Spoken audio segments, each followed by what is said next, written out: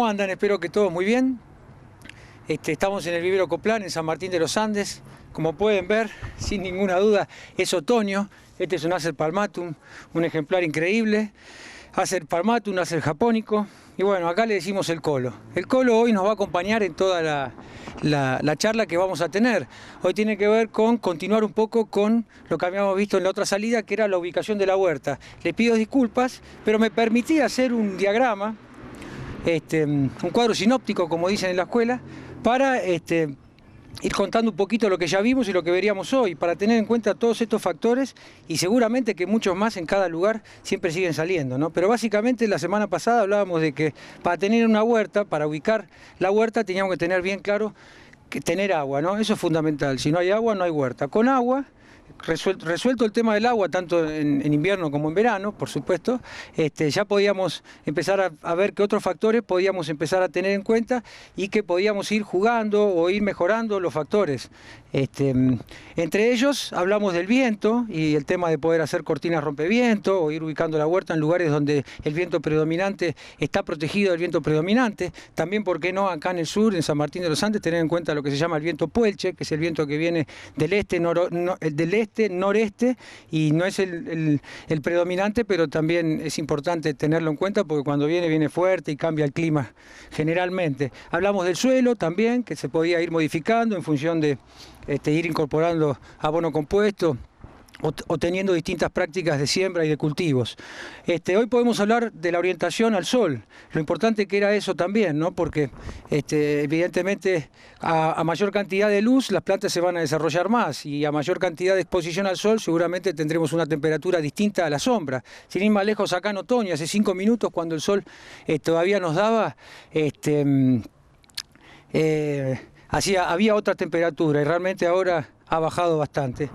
Estamos a mediados de abril, ¿no?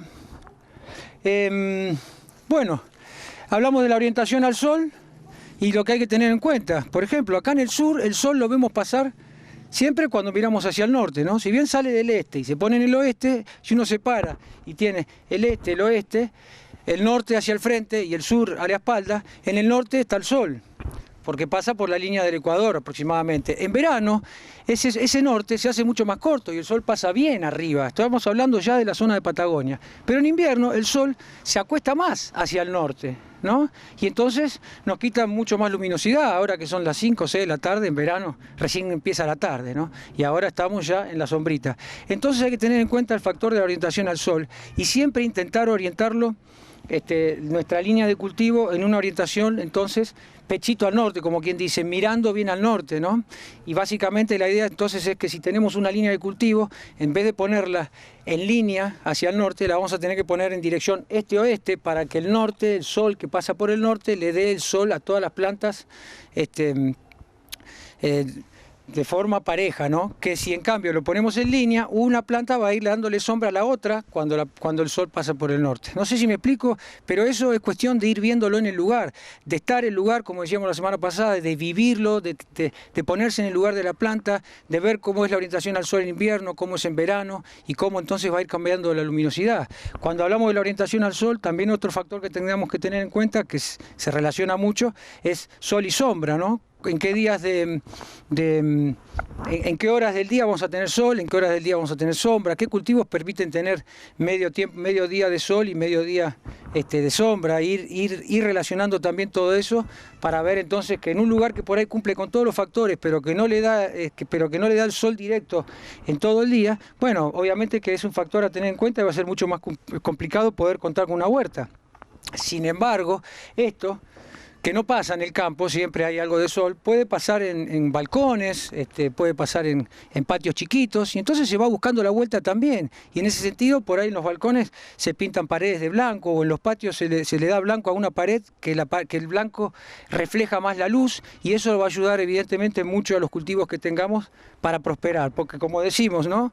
Una maceta, un patio es una huerta, es una huerta en potencia y que se puede de todas maneras cultivar hortalizas. Entonces, cuando hablamos de los distintos factores también, tengamos siempre en cuenta que no podemos tomar independientemente uno del otro. ¿Qué quiero decir? Por ahí tenemos un lugar que tiene un suelo bárbaro, pero también va a influir el viento, la orientación al sol, las pendientes y otros factores que vamos a ir viendo.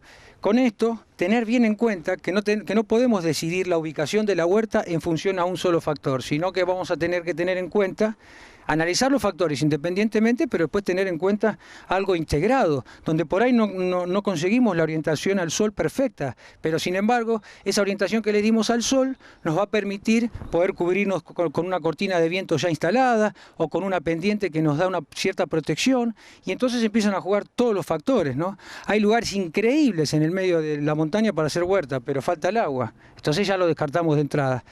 Bueno, acá los despedimos con el Colo, que tengan una linda tarde, un lindo otoño, gracias por estar, gracias por venir siempre, un abrazo y nos vemos en la próxima.